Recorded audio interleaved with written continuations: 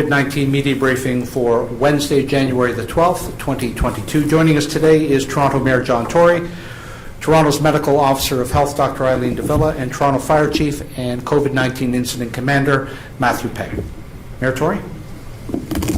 Well, Brad, thank you and good morning. Well, we have many responsibilities as a city in addressing the impact of the pandemic. None is more important than getting as many people of all ages and in all parts of the city vaccinated as soon as possible. More than 6.1 million vaccine doses have been administered by Team Toronto so far. And while most of the doses delivered right now are third doses or kids' doses, some people are still getting their first doses, and this is a good thing. Our city-run clinics delivered more than 100 first doses Monday, among the more than 4,300 total doses administered on that day. I'm glad that Team Toronto worked to build a strong vaccination network so that we can help keep getting people their first and their second and their third doses. Thank you to everyone who's made the right decision and been vaccinated so far. The vaccine, as we know from all of the evidence from our own sources and all around the world, it helps protect you against COVID-19 and the Omicron variant. And if you do get sick, it will help to continue to protect you from the worst of the virus. You're less likely to end up in hospital, and you're less likely to end up in the ICU. And these are very important scientific realities which speak to the more active spread of Omicron and the fact that the vaccination helps people be less sick, if that's a concept which is important for those individuals, but also for our collective health and for the management of stress on our healthcare system. Beyond protecting yourself, getting vaccinated will help bring the pandemic sooner to an end, and I believe that is something that everybody wants. Our Team Toronto efforts to make sure everyone, everywhere in our city are vaccinated are continuing non-stop. Following the success of Toronto Vaccine Day and Toronto Kids Vaccine Day, I'm excited to announce that Team Toronto's next major vaccination event is Vax the Northwest. On Sunday, January the 23rd, Team Toronto will be taking to the court at York University's Aviva Centre, home to Tennis Canada and Canada's premier tennis event, the National Bank Open, with a mega vaccine clinic. There, at the Aviva Centre at York University, the Vax the Northwest team will offer the Grand Slam of vaccination opportunities with first, second, third, and kids' doses of vaccine all available on that day at that time. The team will be able to vaccinate at least 1,000 people between 11 in the morning and 7 o'clock at night. And this is Team Toronto in action, working with UHN, Humber River Hospital, and Black Creek and Unison Community Health Centres. Northwest Toronto was prioritized to reach neighbourhoods with vaccination rates below the city average of 87% for people 12 and older having received 2 doses of vaccine. Team Toronto is working tirelessly to raise vaccination rates across the entire northwest of the city to help blunt the spread of COVID-19 and the very transmissible Omicron variant. We're working with community agencies, with established COVID-19 vaccine engagement teams, and with the on-the-ground ambassadors that we've had deployed across the city to promote vaccine, the benefits of vaccination, and to deal with issues of hesitancy that may be in the minds of some people. Vaccine information is being made available in Spanish, Italian, Vietnamese, Tagalog, and Russian for this event in the Northwest and for our overall campaign in the Northwest. These are languages widely spoken in Vax the Northwest's target area neighbourhoods in the northwest of the city. As with other Team Toronto events, we're working with our partners to ensure an easy and fun vaccination experience, especially for the kids, but for everybody involved. More details about Vax the Northwest, the clinic and the event itself on January 23rd, including ways to book appointments, will be shared in the coming days. Look for details on social media using the hashtag Vax the Northwest, and as always, you can find information on toronto.ca. Our work to support the province and school boards' return to in-class learning next Monday is also continuing. Team Toronto opened 2 city-run vaccination clinics specifically for education workers this past Sunday to provide first, second, and third doses. More than 1,100 vaccines were administered to education workers at these clinics this past weekend.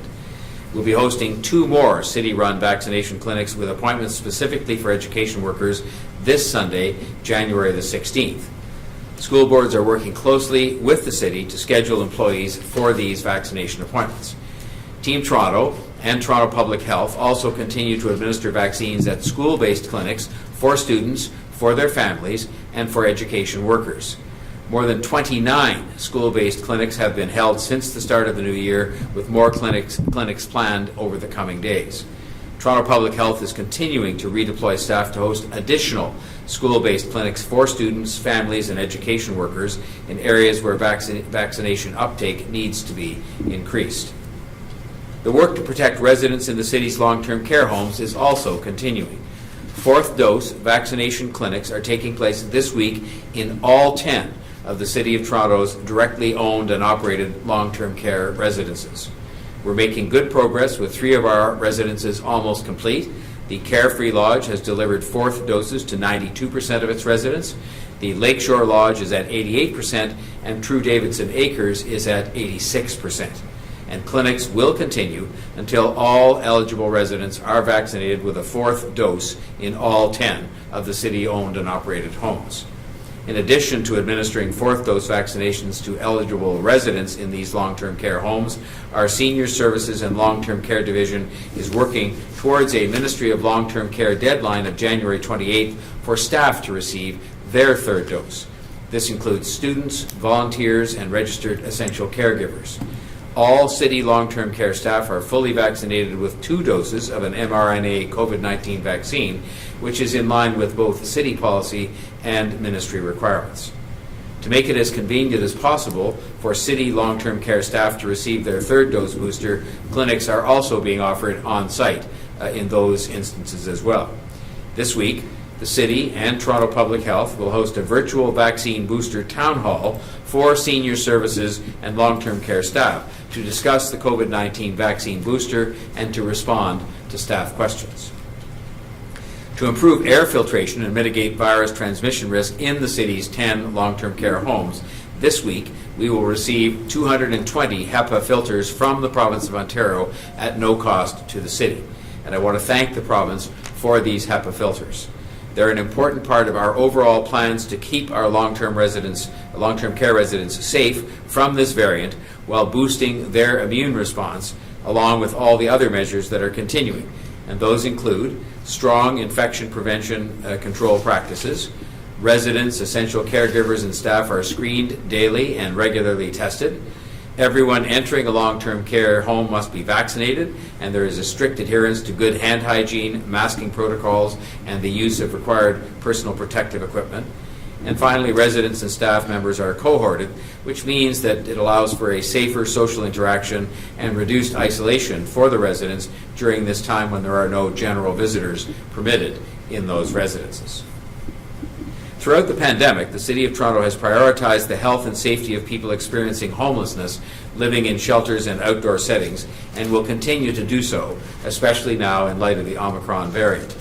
We have seen the speed at which this variant can spread, and one of the places that I've been most concerned about and most focused on having daily updates is the shelter system.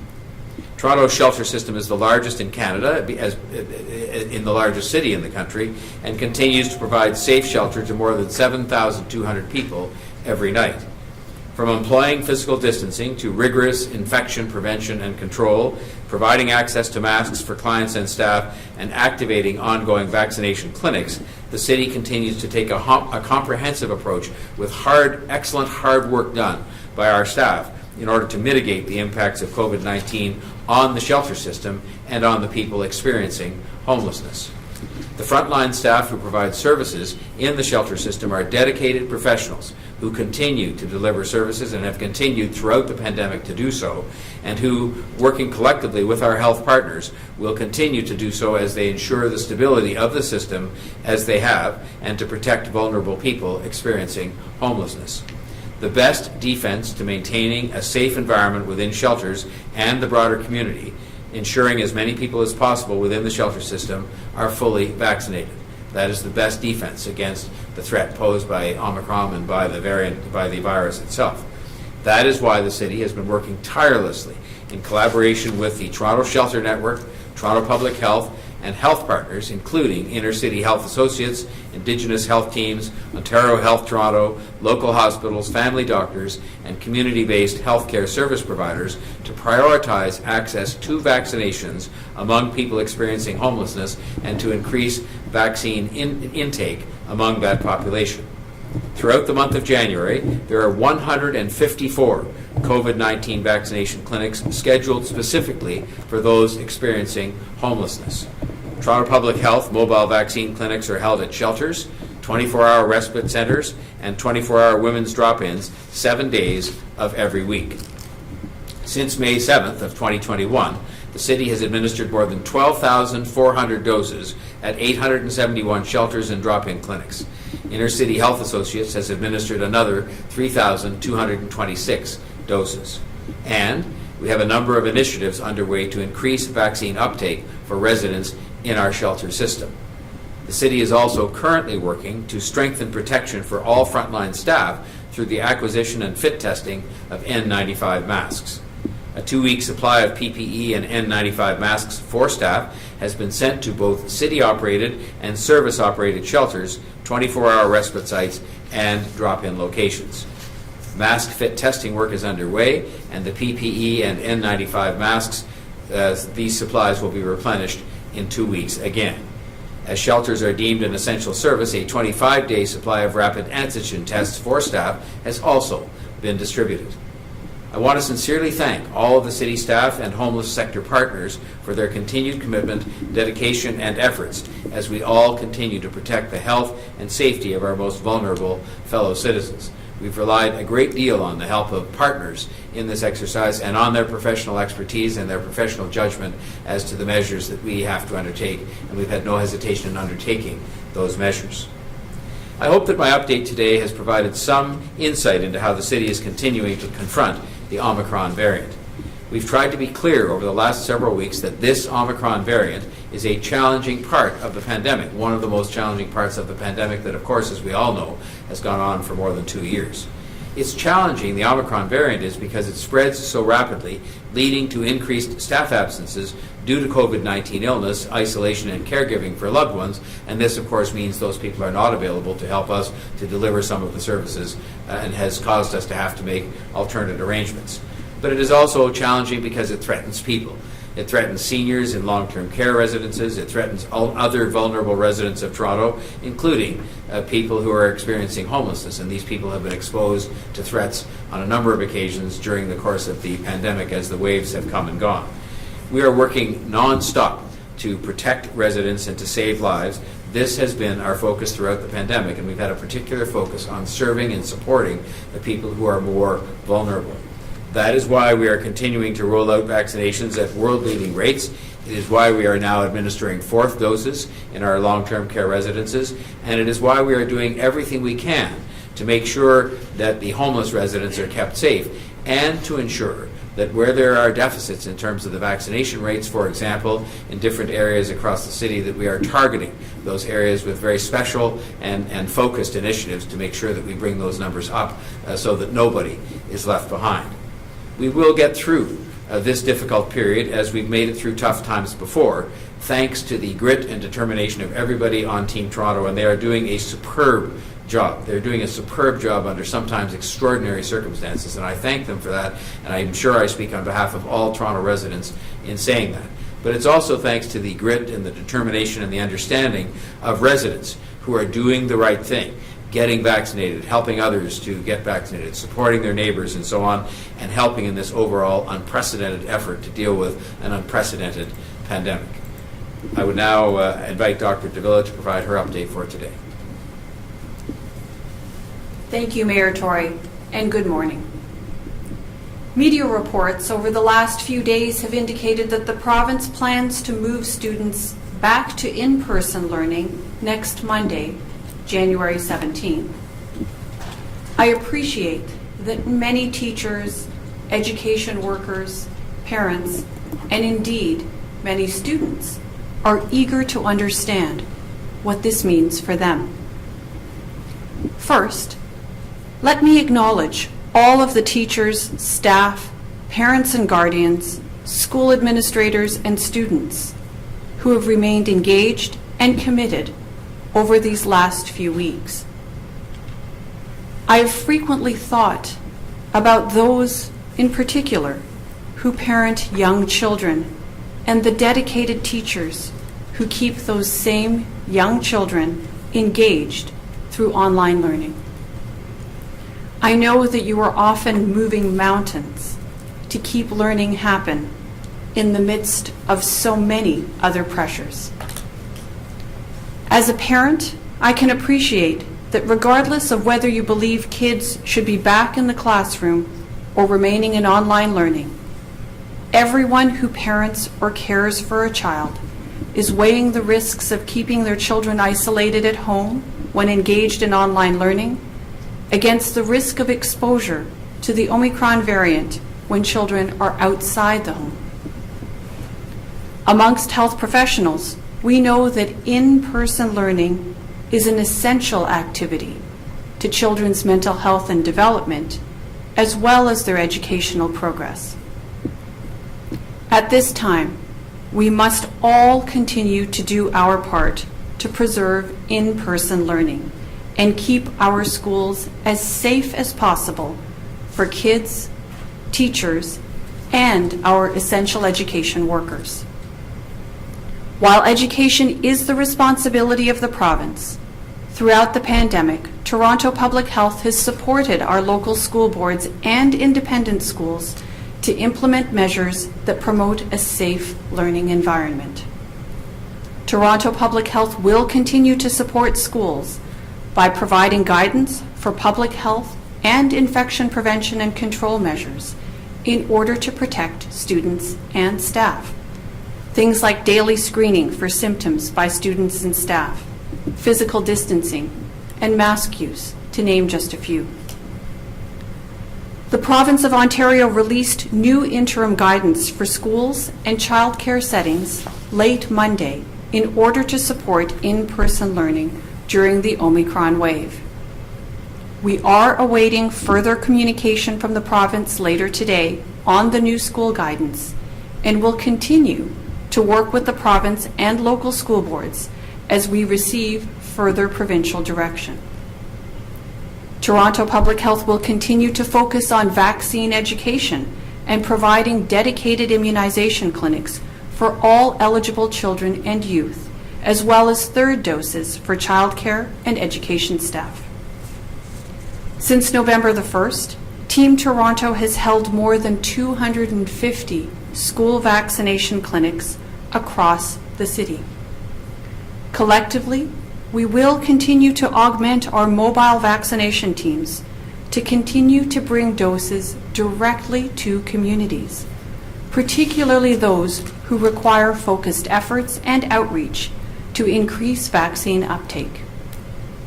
Vaccination is one of the key actions parents and caregivers can take to protect their children as they head back to the classroom. And we know that vaccination against COVID-19 is one of the best measures of protection for our community overall. We have a great deal of information and evidence that the Pfizer COVID-19 vaccines are safe and effective for children and youth.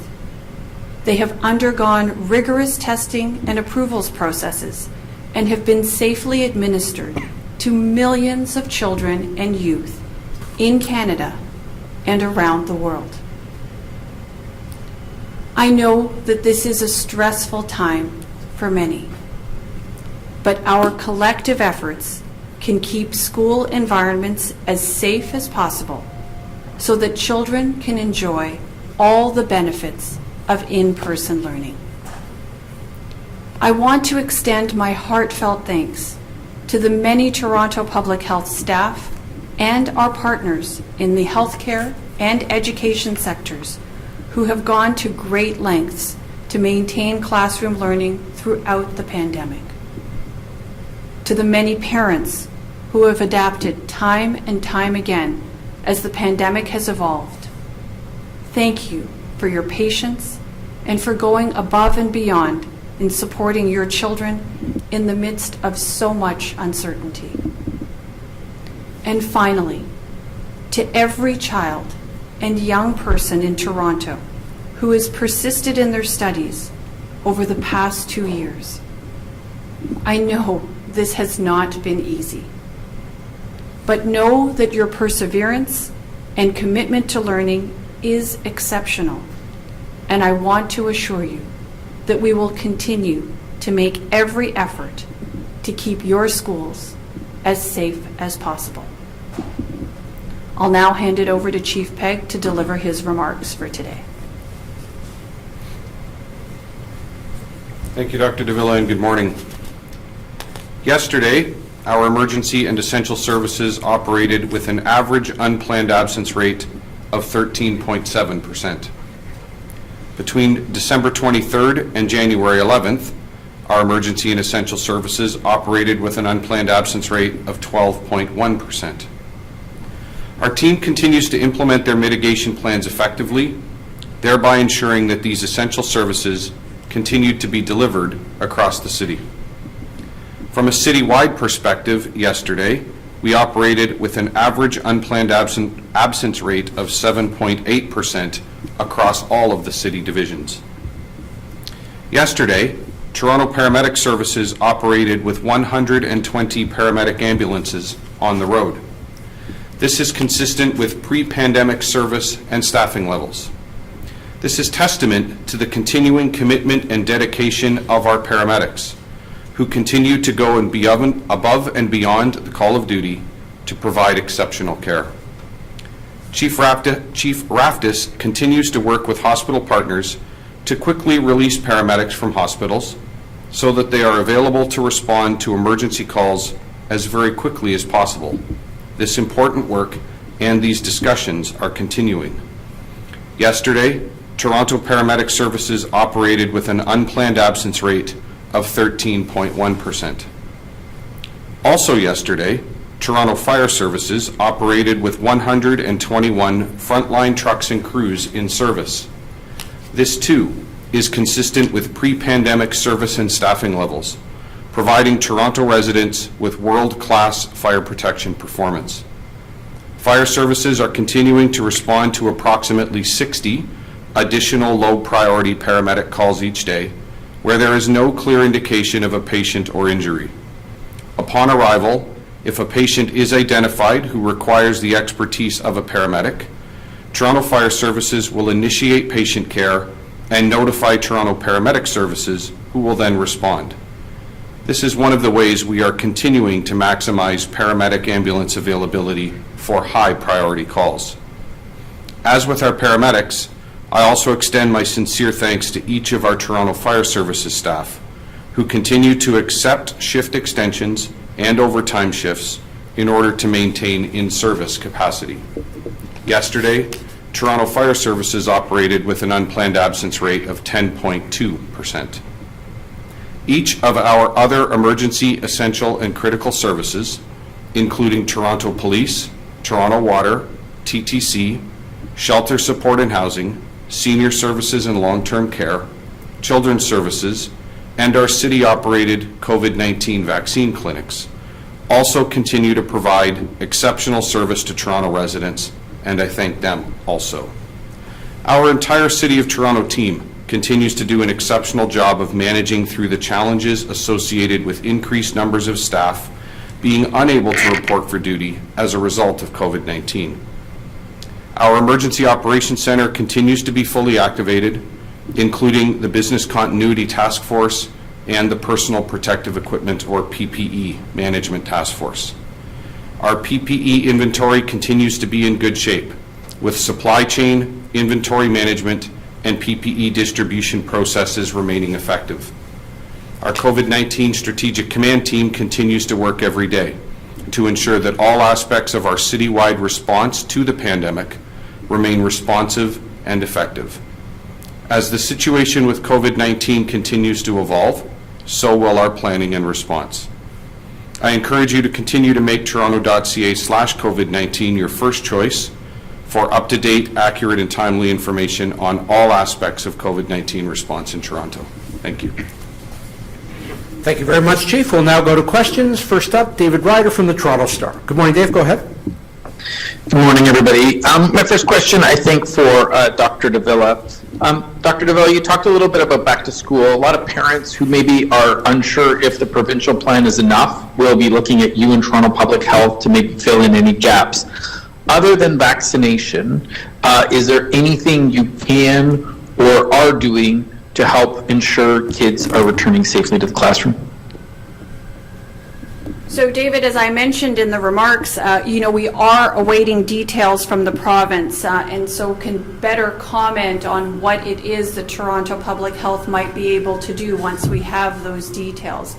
You're quite right, though. We are going to continue with vaccination, and certainly I think our school board partners would agree that we've played an important role in liaising with them and in providing supports around the use of public health measures and infection prevention and control measures to reduce the likelihood of transmission of COVID-19 and to protect the school environment as much as possible.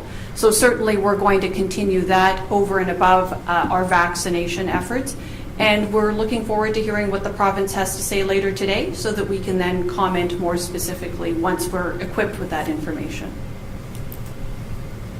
Thank you. I think my follow-up is also for you, Dr. Davila, and is that given the change in provincial direction around the reporting of infections in classrooms and in schools, what has changed for TPH in terms of how it's either tracing school infections, student infections, or how it's reporting those? How is it going to be different than in the past? Well, David, again, this is one of those things that is going to require the further detail from the province, as they make their announcement later today.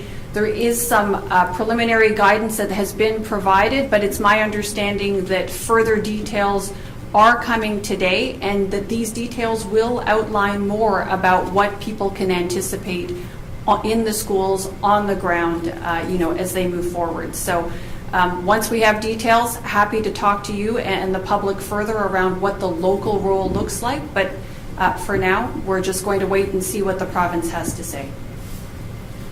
Thank you. We'll go next to Mark McAllister from City News. Go ahead, Mark. Thank you to Dr. Davila and Mayor Tory.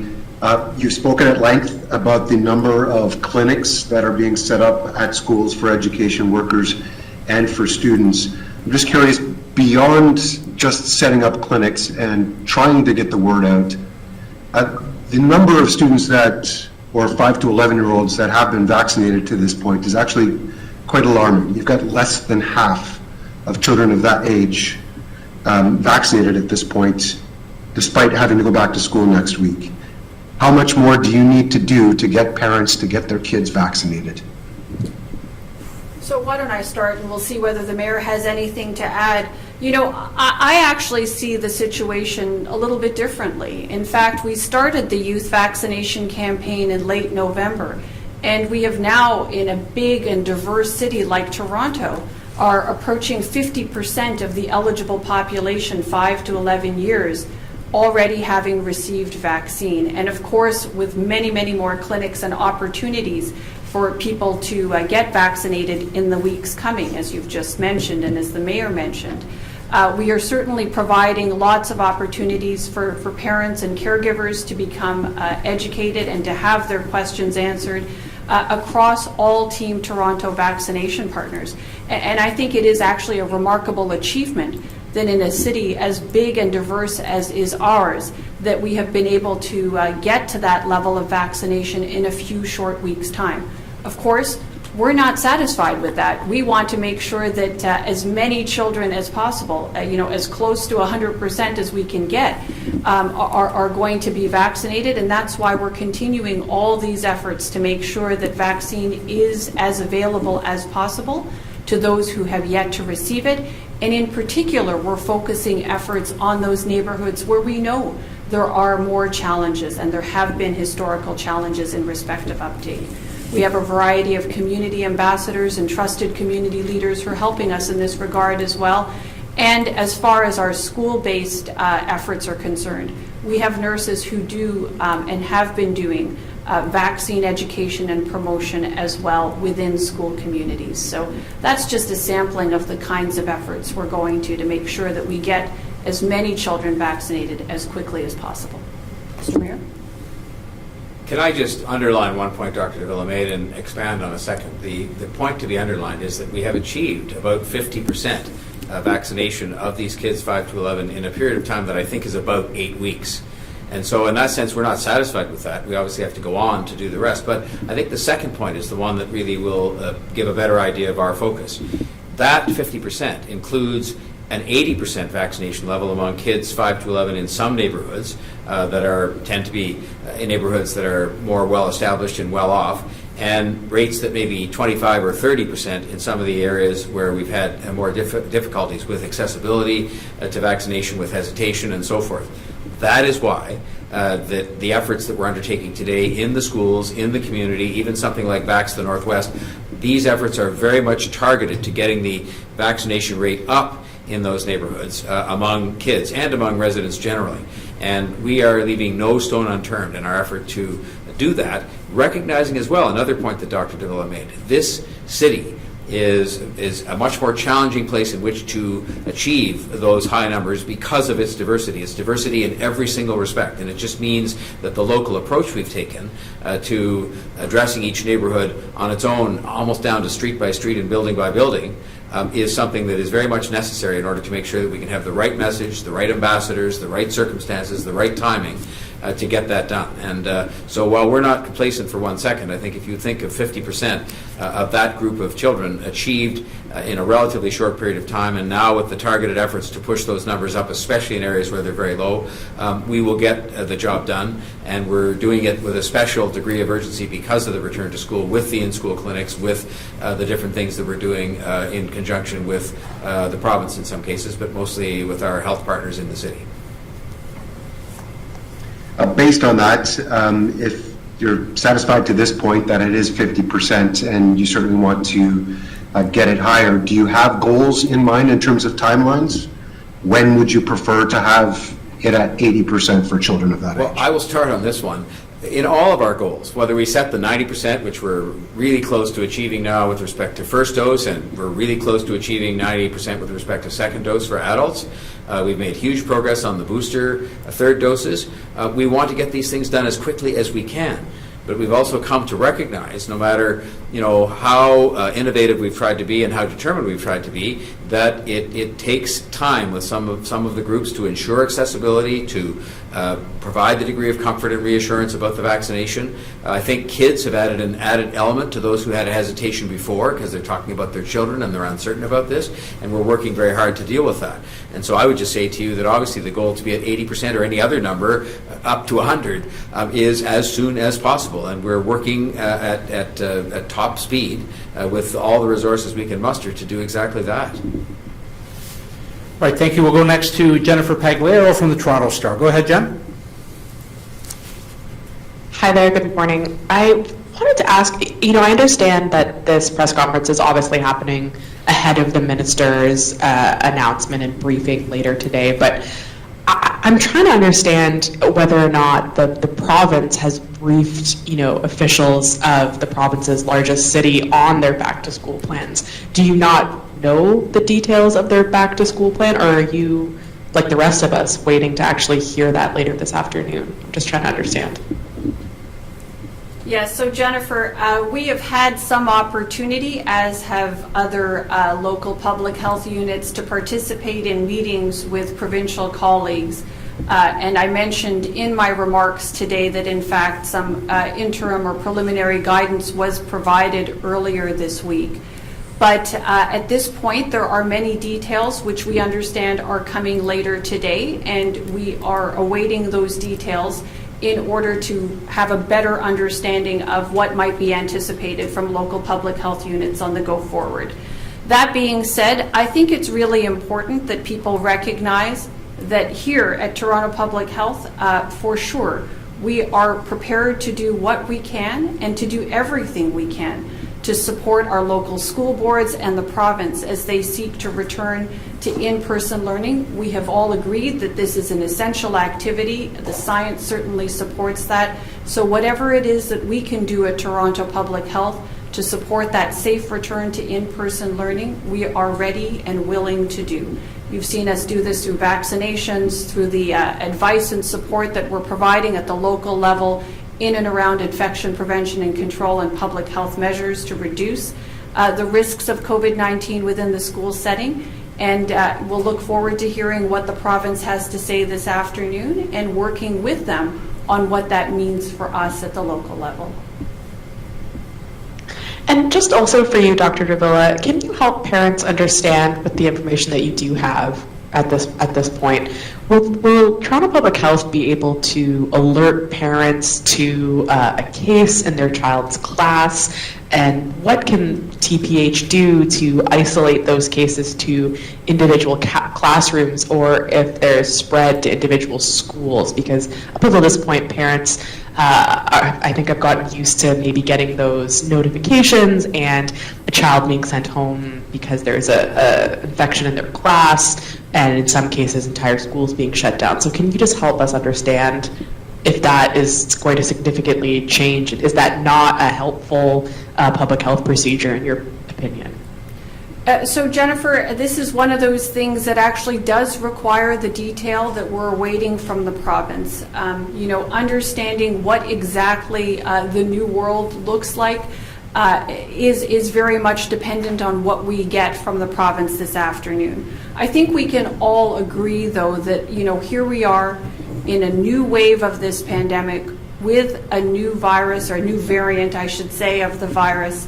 And this will require different methods and approaches. We were waiting to hear more details from the province so that we can better articulate to the public what our role will look like on the ground. But as I mentioned earlier, at Toronto Public Health, we're ready to do everything we can to support that safe return to in-person learning. We recognize that the province and school boards have a big job in front of them, but we're ready to help them in whatever way we can. So, stay tuned, and we'll be ready to help. Thank you. We'll go next to Sean Leathong from CTV News. Go ahead, Sean. Hi there. This question's for Dr. Davila also on the subject of schools. I was wondering, can you give us any sense, because, we're getting some indication from daycares that have not closed that, staffing is becoming an issue. Do you have any predictions for what you may be dealing with next week as far as staff members becoming ill and having to miss work, and then what would be the plan after that? So Sean, again, one of the many challenges that certainly this new wave of Omicron has challenged all of us with, and this is in every sector. It's not just in childcare or in education. I think it's been in every sector. With a variant that is so transmissible, we are seeing a great deal of impact with respect to the available staff who can work, many of whom can't show up because they're either isolating because they're sick with COVID-19, Omicron variant, or were exposed or are caring for somebody. So at this point in time, it's difficult for me to predict what is going to happen within childcare. Certainly we're interested, as I've mentioned now a few times, in hearing what the provincial plan looks like, and we're prepared to work with that provincial plan to help support the restoration of in-person learning in as safe a manner as is possible, both in schools and in childcare. We have had a long relationship with childcare here throughout the city. We have a team that provides support to childcare facilities, making sure that they are using the best available infection prevention and control practices and deploying public health measures to good use, to good effect, I should say, and we're ready to continue that work pending the details that we're awaiting this afternoon from our provincial counterparts.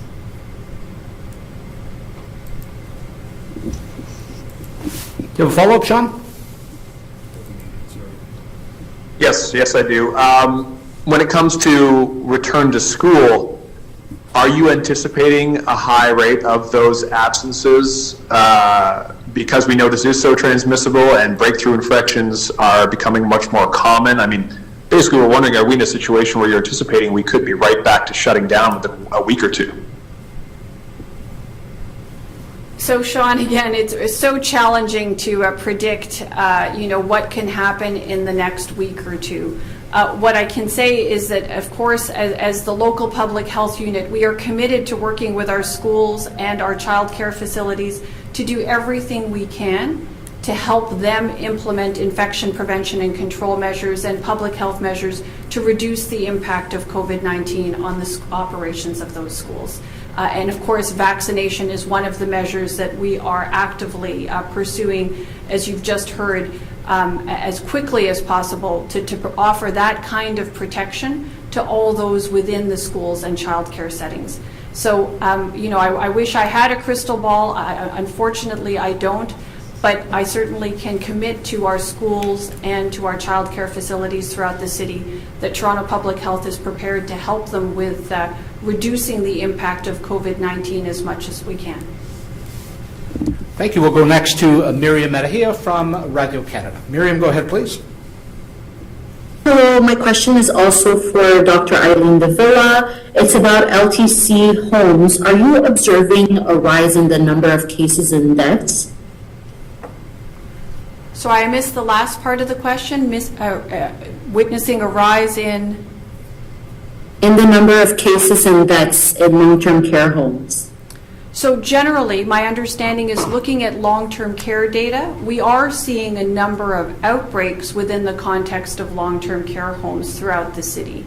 And just a reminder that when we're talking about outbreaks, we're talking about situations where there are, 2 cases with a link to the facility. So it may be 2 or more, and it's not always a large number of cases, as the word outbreak tends to conjure up in the mind.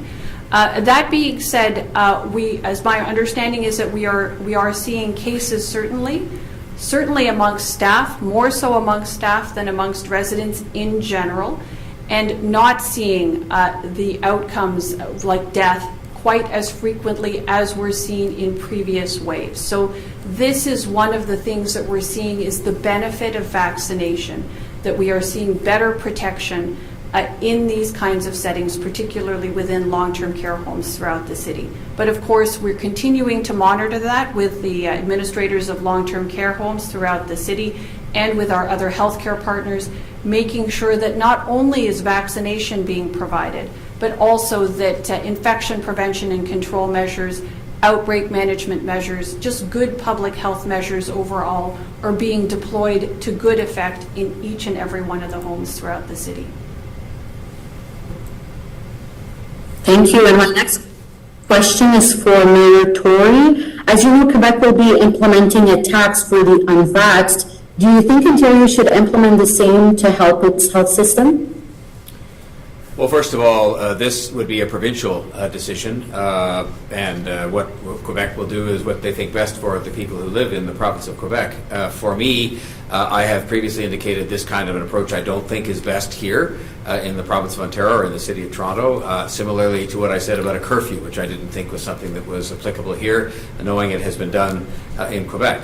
I prefer to look at using the tools we have used, which are things like saying that you have certain privileges that you get if you are vaccinated, like your ability to go into a restaurant when they're open, which I hope they will be soon again, the privilege of going to a music venue or to a sporting event if you're fully vaccinated, as opposed to this other approach. I think this approach takes us down a road that is very challenging. What do you do about people who smoke and who end up in the healthcare system? People who have substance use issues who end up in the healthcare system. And so it's just a road that I think we best not go down at the moment here. That's just a personal view of mine as mayor. And I think we should focus on getting people vaccinated, as we're doing, and on some of these other measures that give people privileges when they are vaccinated, so that they have an inclination to want to be vaccinated. Thank you. We'll go next to Talia Ricci from CBC News. Go ahead, Talia. Hi, my question is for Mayor Tory as well. I'm wondering, with more than 40 shelters in outbreak and many at capacity, if there are any plans to open additional warming centers with extreme cold expected again this weekend.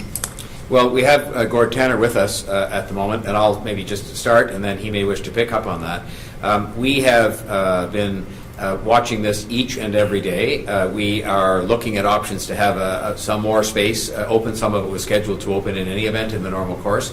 and we're looking at rigorous measures that we have undertaken with the advice of our professional partners who are helping us from outside healthcare organizations as to how we can look after people in a combination of the isolation hotels, in isolation that takes place in place at some of the shelter facilities and other things we're doing. We've also had the added complication, if I can call it that, of very cold weather, which has caused us to open warming centers.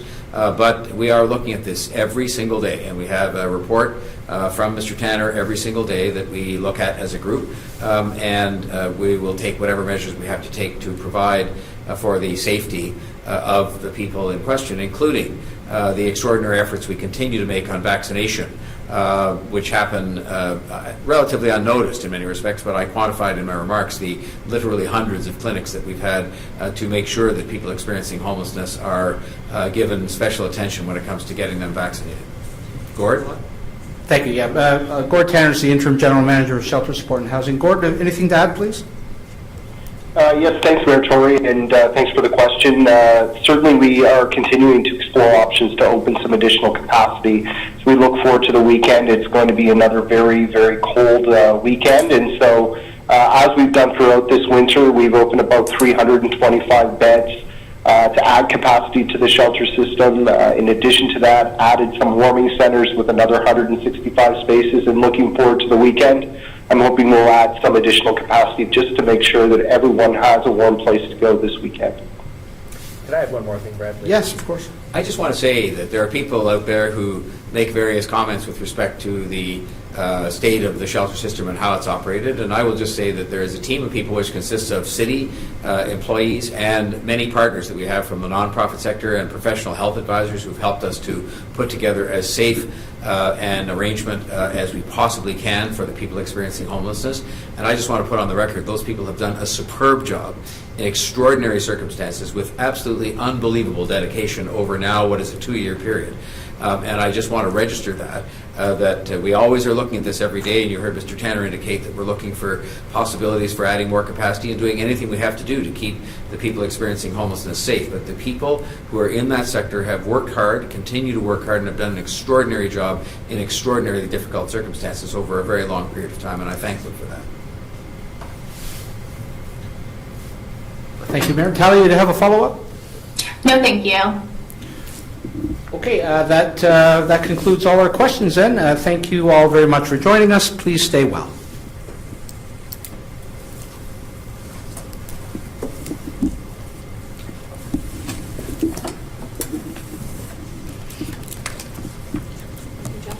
Thank you.